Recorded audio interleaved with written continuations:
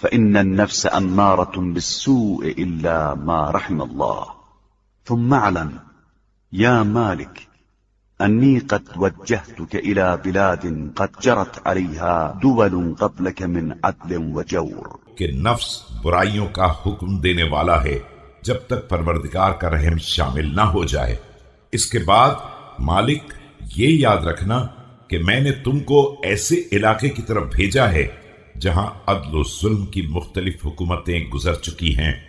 وأن الناس ينظرون من أمورك في مثل ما كنت تنظر فيه من أمور الولاة قبلك ويقولون فيك ما كنت تقول فيهم.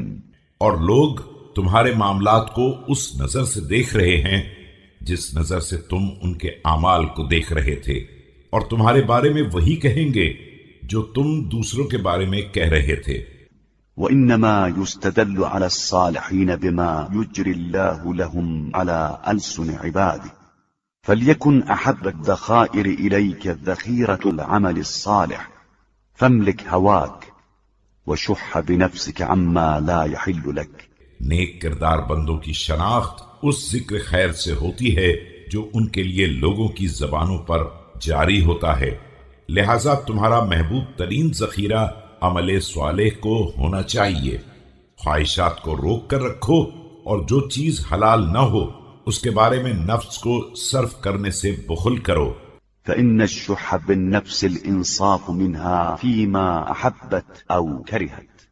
وأشعر قلبك الرحمة للرعية والمحبة لهم واللطف بهم ولا تكونن عليهم سبعا ضاريا تغتنم أكلهم.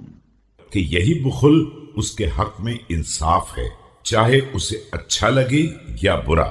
رعایا کے ساتھ مہربانی اور محبت و رحمت کو اپنے دل کا شعار بنا لو، اور خبردار ان کے حق میں پھاڑ کھانے والے درندے کی مثل نہ ہو جانا کہ انہیں کھا جانے ہی کو غنیمت سمجھنے لگو. فإنهم صنفان إما أخ لك في الدين وإما نذير لك في الخلق يفرط منهم الزلل وتعرض لهم العلل ويؤتى على أيديهم في العمد والخطأ. کہ مخلوقات خدا کی دو قسمیں ہیں، بعض تمہارے دینی بھائی ہیں اور بعض خلقت میں تمہارے جیسے بشر ہیں جن سے لغزشیں بھی ہو جاتی ہیں اور انہیں خطاؤں کا سامنا بھی کرنا پڑتا ہے، اور جان بوجھ کر یا دھوکے سے ان سے غلطیاں بھی ہو جاتی ہیں.